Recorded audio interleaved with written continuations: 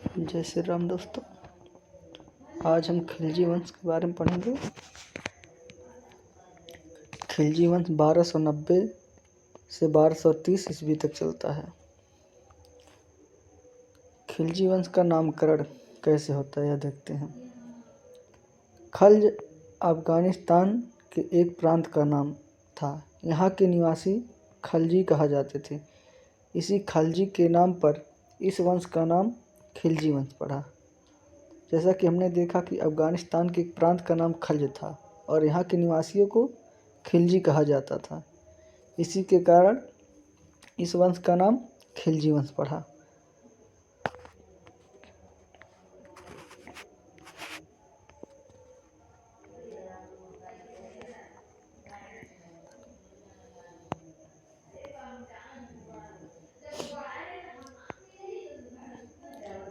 खिलजी लोग हेलमंद नदी घाटी में रहते थे। ये लोग रोजगार के तलाश में इल्तुतमिश के शासनकाल में भारत आए थे। खलजी लोग बलवन के शासनकाल में सेवा देना प्रारंभ किया। खिलजी लोग बलवन के शासनकाल में अपने सेवाएं देना प्रारंभ किया और ये लोग इल्तुतमिश के शासनकाल में भारत आए थे। मोहम्मद हबीबुल्लाह साहब ने खिलजी वंश को खिलजी क्रांति कहा है। हबीबुल्लाह साहब ने जब खिलजी वंश की स्थापना हुई तो उसको लेकर कहा कि यह खिलजी क्रांति हुई थी। अब खिलजी वंश के संस्थापक के बारे में देखते हैं। जलालुद्दीन खिलजी, जिसका शासनकाल 1290 से 1296 तक रहा। जलालुद्दीन खिलजी का जन्म 1220 ईस्वी को अफगानिस्तान के कलात शहर में हुआ था। जलालुद्दीन खिलजी ने खिलजी वंश की स्थापना की थी। जलालुद्दीन खिलजी राजा बनने से पहले बरन उत्तर प्रदेश, समाना पंजाब का सूबेदार था। इसे बलवन ने सूबेदार बनाया था। जलालुद्दीन खिलजी को बलवन ने सूबेदार के पद पर नियुक्त किया था।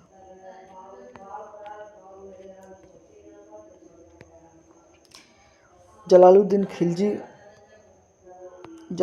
खिलजी ने दिल्ली में लाल महल में अपना दिल्ली के राजमहल में अपना राज्याभिषेक कराया था तथा किलोखरी को अपना राजधानी बनाया था। किलोखरी दिल्ली में स्थित था।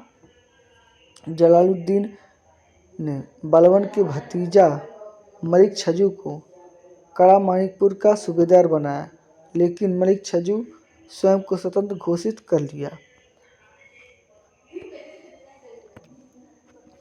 जलालुद्दीन खिलजी ने बलवन के भतीजे को कड़ा मानिकपुर का सूबेदार बनाया और यह सूबेदार बनते ही स्वयं को स्वतंत्र घोषित कर लिया।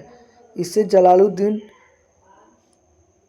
गुस्सा में आकर मलिक छज्जू को सूबेदार के पद से हटा कर अपने भतीजे अलाउद्दीन खिलजी को कड़ा मानिकपुर का सूबेदार बनाया।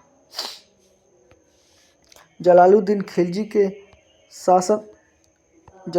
खिलजी के शासनकाल में दिल्ली में सिद्दी मौला नामक सूफी संत जो ईरान से आए थे विद्रोह कर देते हैं। यह सिद्दी मौला बाबा फरीद के शिष्य थे।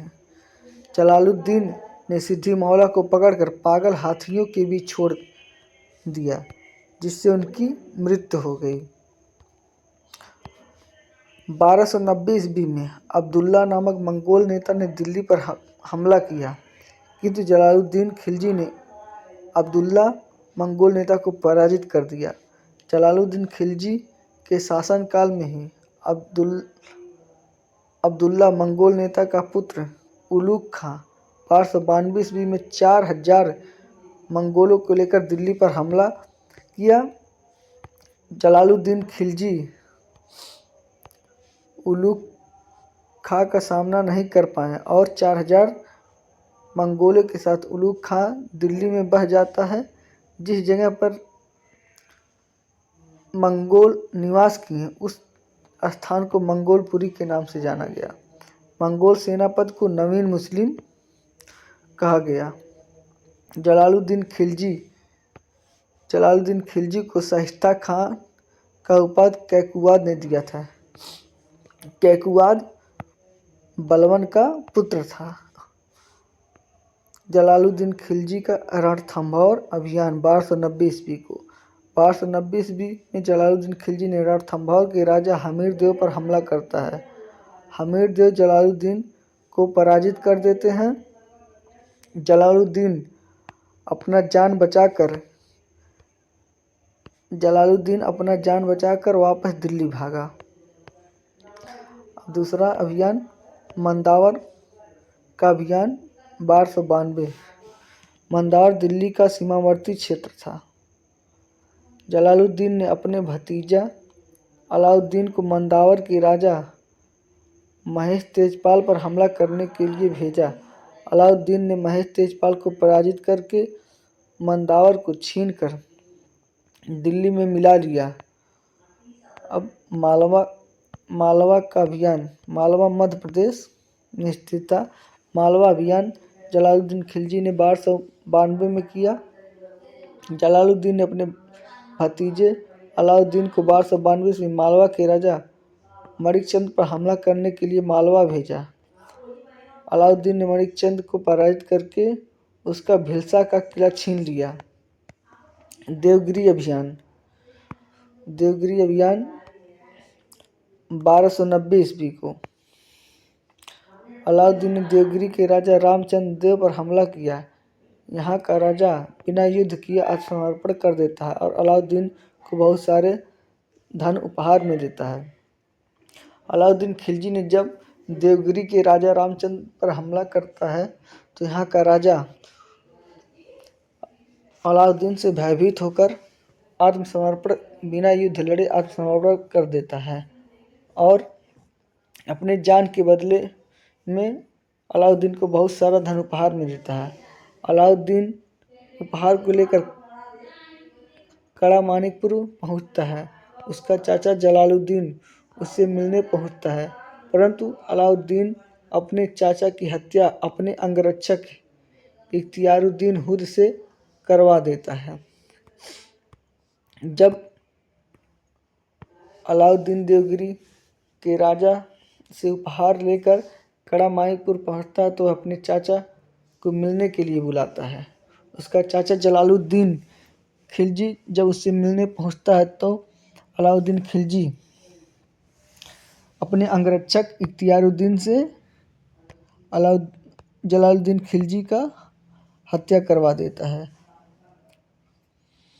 अलाउद्दीन खिलजी अपने चाचा जलालुद्दीन का कटा हुआ सिर अपने माथे पर रखकर राजमहल में अपना राज्याभिषेक कराता है। अलाउद्दीन खिलजी इसका शासनकाल 1296 से 1316 ईस्वी तक था। अलाउद्दीन खिलजी का जन्म 1266 ईस्वी कलात शहर अफगानिस्तान में हुआ था। अलाउद्दीन खिलजी के पिता का नाम शिहाबुद्दीन मसूद खिलजी था।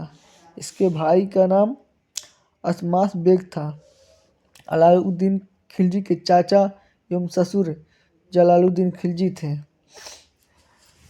अलाउद्दीन खिलजी अपने चाचा के लड़की से ही शादी किया था। अलाउद्दीन खिलजी के बचपन का नाम अली एवं गुरसाप था। अलाउद्दीन खिलजी की 4 पत्नियां थीं। पहले पत्नी का नाम मलिका-ए-जहां, दूसरे का महरू बेगम, तीसरे का कमलापति, चौथे का झटपाली था। अलाउद्दीन खिलजी के पुत्रों का नाम खिज्र खां, शिहाबुद्दीन उमर, सादी खां, मुबारक शाह खिलजी। अलाउद्दीन खिलजी मुस्लिम धर्म के सुन्नी संप्रदाय को मानता था। अलाउद्दीन खिलजी के प्रधानमंत्री का नाम ख्वाजा खातिर था। इसका मुख्य काजी सदरुद्दीन आरिफ था।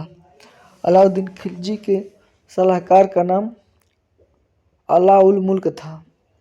अलाउद्दीन खिलजी की कुछ प्रमुख उपाधियां थीं। इन उपाधियों में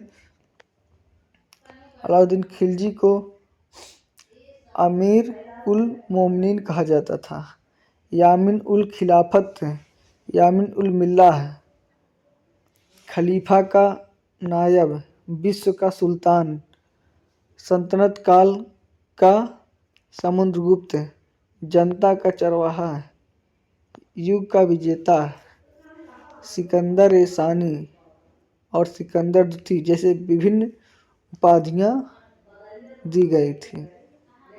अलाउद्दीन खिलजी के प्रमुख सेनापति। अलाउद्दीन खिलजी के सेनापति नुसरत खां, उलूग खां, अल्प खां, अकद खां, मंगू खां, मलिक नायक, जफर खान, आइना उल मुल्क, हरनंद, कमालुद्दीन, मलिक काफूर, मलिक शाहीन। अलाउद्दीन खिलजी की एकमात्र महिला सेनापति मलिक शाहीन थी और अलाउद्दीन के सबसे योग्य सेनापति मलिक काफूर, नुसरत खां, उलूग खां, जफर खां जैसे प्रमुख सेनापति थे। इसमें सबसे महत्वपूर्ण एक सेनापति गाजी मलिक था। इस तरह अलाउद्दीन खिलजी के पास बहुत सारे सेनापति थे जो उसको युद्ध में विजय दिलाने में महत्वपूर्ण भूमिका निभाए थे। दिल्ली का पहला सुल्तान जिसने साम्राज्यवाद प्रारंभ किया था। अलाउद्दीन खिलजी दिल्ली का प्रथम सुल्तान था जिसने अपने साम्राज्य को बढ़ाने के लिए विभिन्न अभियान को किया। अलाउद्दीन खिलजी एक निरक्षर राजा था। अलाउद्दीन खिलजी के राजनीतिक इतिहास में पांच सेनापतियों का प्रमुख योगदान था। विंध्याचल पर्वत को पार करने वाला प्रथम मुस्लिम शासक था। अलाउद्दीन खिलजी अपने साम्राज्यवादी विस्तार के लिए जाना गया। यह विंध्याचल पर्वत को पार करके दक्षिण भारत में भी अभियान किया, इसीलिए इसे कहा जाता है कि यह विंध्याचल पर्वत को पार करने वाला प्रथम मुस्लिम शासक था। अलाउद्दीन खिलजी सबसे अधिक मंगोल आक्रमण इसी के समय में हुए सबसे ज़्यादा विफल अलाउद्दीन खिलजी ने ही किया। 1298 ईस्वी में कादर खान 1298 ईस्वी में कादर खान नामक मंगोल नेता ने दिल्ली पर हमला किया, जिसे दबाने का काम उलूग खां जफर खान ने किया। 1299 ईस्वी में सल्दी नामक मंगोल ने हमला किया, जिसे जफर खान ने दमन किया। 1299 में कुतलुब ख्वाजा नामक मंगोल ने हमला किया, जिसका दमन करने अलाउद्दीन खिलजी, उलूग खां, अकद खां तथा जफर खां गए थे, जिसमें जफर खां मारा गया। 1303 ईस्वी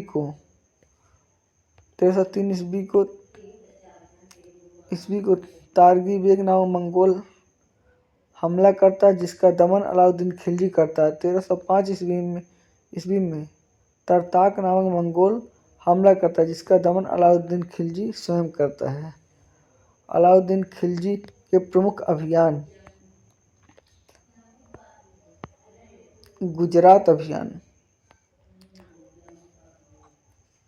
1297। गुजरात अभियान के लिए अलाउद्दीन खिलजी अपने दो सेनापतियों नुसरत खान और उलूग खान को भेजा था।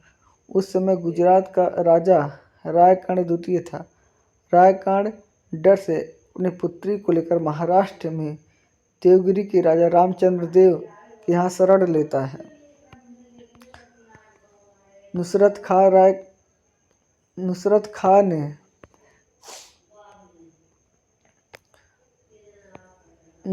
खां ने रायकाड़ की पत्नी कमला देवी को उठाकर दिल्ली लाया, जिसे अलाउद्दीन खिलजी निकाह कर लेता है। गुजरात अभियान में ही नुसरत खां ने 1000 दिनार में मलिक काफूर को खरीद कर अलाउद्दीन के पास लाया। अलाउद्दीन ने मलिक काफूर को ताज उल मुल्क और 1000 दिनारी की उपाधि दिया। रणथंभौर अभियान 1301 ईस्वी में। इस अभियान का नेतृत्व नुसरत खां और उलू खां कर रहे थे। रणथंभौर का राजा हमीर देव थे। हमीर देव के मंत्री रणमल ने हमीर देव के साथ धोखा किया और हमीर देव की हत्या करवा देता। हमीर देव की मृत्यु के पश्चात उनकी पत्नी रंग देवी जौहर व्रत का पालन करती हैं। इस अभियान के दौरान नुसरत खां मारा गया। चित्तौड़ अभियान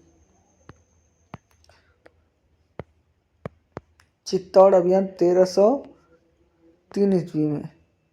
चित्तौड़ मेवाड़ की राजधानी था। इस अभियान का नेतृत्व अलाउद्दीन खिलजी स्वयं कर रहा था।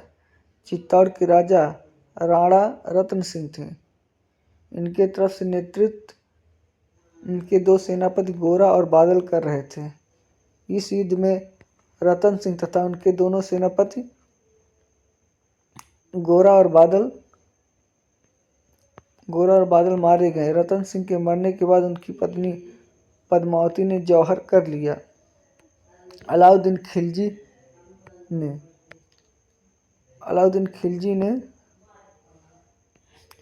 चित्तौड़ के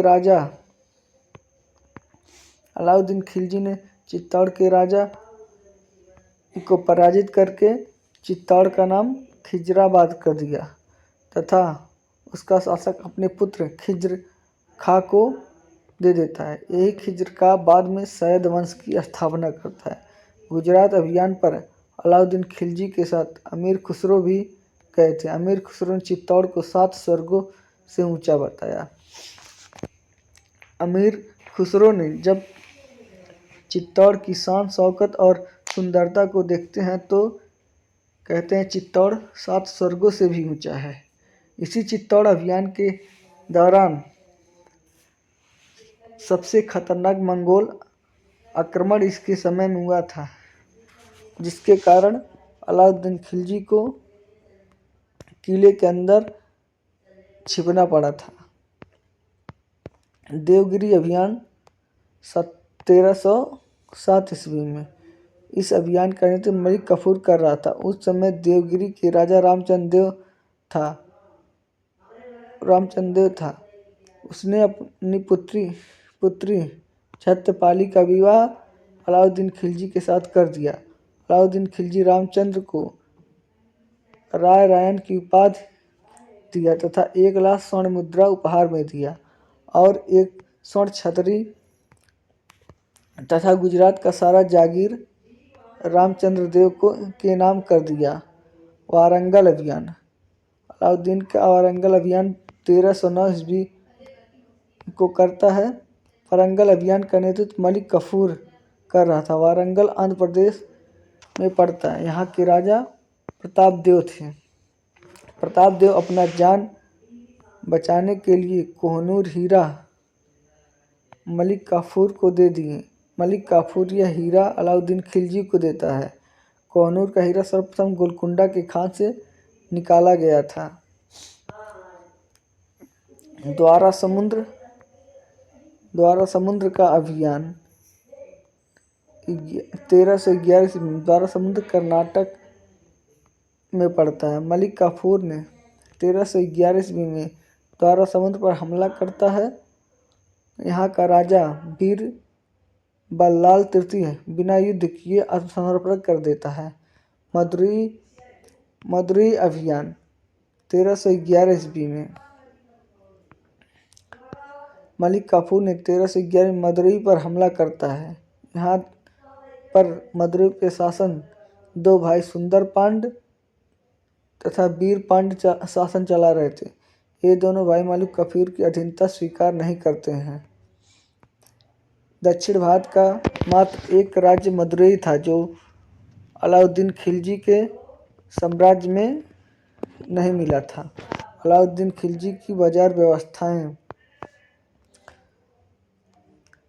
इसकी जानकारी अलाउद्दीन खिलजी की बाजार व्यवस्था की जानकारी इन 3 पुस्तकों में मिलती है। तारिक-ए-फिरोज़शाही, इसके लेखक जियाउद्दीन बर्नी है। जियाउद्दीन बर्नी ने तारिक-ए-फिरोज़शाही को फारसी भाषा में लिखा था। दूसरा पुस्तक खजाइन मुबारक शाह खिलजी। मुबारक शाह खिलजी का शासनकाल 1316 से 1320 तक रहा। अलाउद्दीन खिलजी की मृत्यु के बाद 1316 ईस्वी में मुबारक शाह खिलजी वंश का राजा बना। मुबारक शाह खिलजी ने देवगिर पर हमला किया और वहां के राजा शंकरदेव को पराजित किया। मुबारक शाह खिलजी की हत्या उसका सेनापति खुसरो मलिक ने कर डाला। मुबारक शाह खिलजी की प्रमुख उपाधियाँ अल-इमाम उल इमाम था। मुबारक शाह खिलजी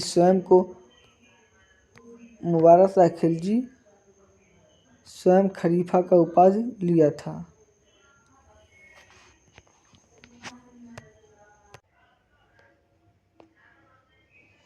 रहला पुस्तक इब्न बतूता अरबी भाषा में लिखा था।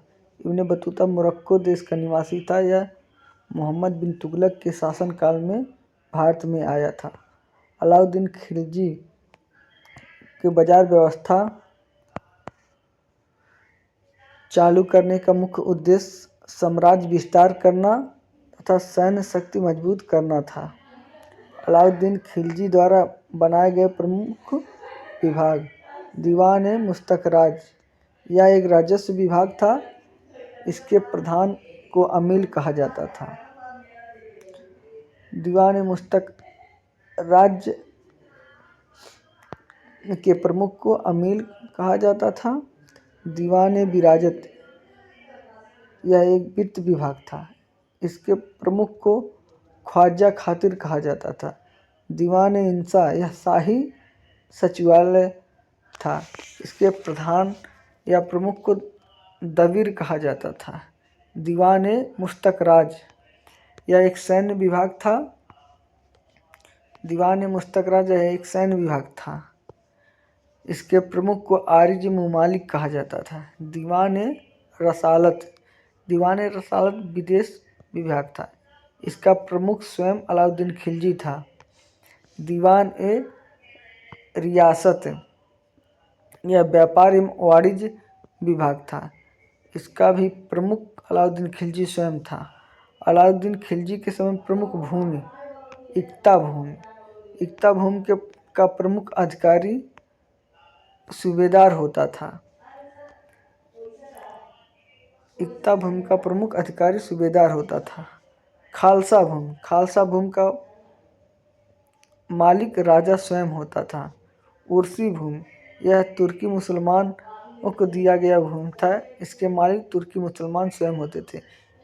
इनाम व वक्फ भूमि, यह कर मुक्त भूमि था। अलाउद्दीन खिलजी के समय का राजस्व व्यवस्था या कर जकात कर। जकात यह कर धनी मुसलमानों से लिए जाने वाला कर था। यह कुल आय का 1/40 भाग लिया जाता था। खराज, यह गैर मुसलमानों से लिया जाता था। यह कुल आय का 50% भाग सल्तनत काल में सबसे उच्च दर का कर था।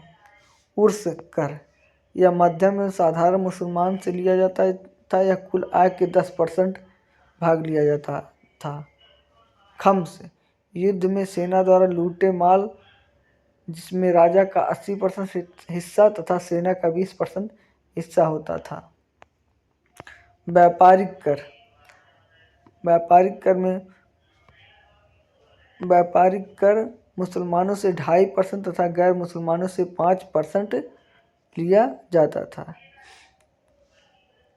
इसमें मुसलमान 2.5% देते थे व्यापारिक कर को तथा गैर मुस्लिम से हिंदू, बौद्ध, सिख, अन्य जो व्यापारी थे वे व्यापारी कर में 5% देते थे।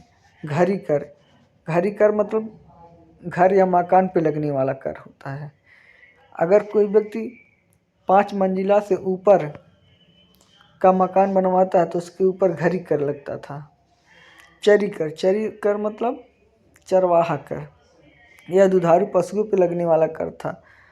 जहाँ दुधारू पशु अगर चरते थे तो उस पर भी चरी कर लगाया जाता था। अलाउद्दीन खिलजी द्वारा किए गए प्रमुख निर्माण।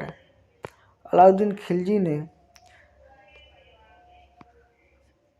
जमियत खाना मस्जिद दिल्ली में बनवाया था। 1000 खंभा महल दिल्ली में बनवाया। 1000 सितून महल दिल्ली में बनवाया। सीरी का किला दिल्ली में बनवाया। अलाई दरवाज़ा दिल्ली में बनवाया था। अलाई दरवाज़ा को कुतुब मीनार का प्रवेश द्वार कहा जाता है। अलाई दरवाज़ा कुतुब मीनार का प्रवेश द्वार कहा जाता है। इस्लामी वास्तुकला का रत्न भी कहा है। अलाई दरवाज़ा को इस्लामी वास्तुकला का रत्न भी कहा जाता है। अलाउद्दीन खिलजी का पहला दरबारी कब अमीर खुसरो तथा दूसरा दरबारी कब अमीर हसन थे। अलाउद्दीन खिलजी ने घोड़ा दागने तथा सैनिक के हुलिया लिखने का काम किया। यह सब काम वह मंगोलों से लड़ने के लिए अस्थायी सेना रखना प्रारंभ किया, जिससे सैनिकों का हुलिया का पता चले और घोड़ों का पहचान हो जाए। अलाउद्दीन खिलजी ने मूल्य नियंत्रण प्रणाली चलाया। अलाउद्दीन खिलजी पहला मुस्लिम शासक था जिसने दक्षिण भारत को जीता, लेकिन मदुरई सिर्फ एकमात्र राज्य था जो अलाउद्दीन खिलजी का अधीनता नहीं स्वीकार किया था। दिल्ली का पहला शासक अलाउद्दीन खिलजी था जिसने अस्थायी सेना रखना प्रारंभ किया तथा सैनिकों को नगद वेतन देना आरंभ किया। मलिक काफूर को मलिक ए नायब का पद अलाउद्दीन खिलजी ने दिया था। मीर हसन देहलवी अलाउद्दीन खिलजी के दरबारी कब थे। सार्वजनिक वित्त प्रणाली की शुरुआत अलाउद्दीन खिलजी ने किया था। दशमलव प्रणाली पे सेना का गणना अलाउद्दीन खिलजी ने कराया था। इक्तादारी प्रथा का अंत अलाउद्दीन खिलजी ने किया। इक्तादारी प्रथा का अंत अलाउद्दीन की यह एक राजस्व व्यवस्था थी। अलाउद्दीन नया धर्म चलाना चाहता था, लेकिन दिल्ली के उलेमा वर्ग का विरोध करने के कारण यह नया धर्म नहीं चलाया। अलाउद्दीन खिलजी खलीफा के अधिकार को मानने से इनकार कर दिया। अलाउद्दीन खिलजी के समय दिल्ली के सुल्तान और मंगोलों के मध्य सीमा सिंधु नदी था। अलाउद्दीन खिलजी के समय में सिंध के उस पार मंगोलों का सम्राट तथा सिंध के इस पार खिलजी वंश का सम्राट माना जाता था। अलाउद्दीन खिलजी की मृत्यु 1316 ईस्वी में जलोदर बीमारी के कारण हो जाता है।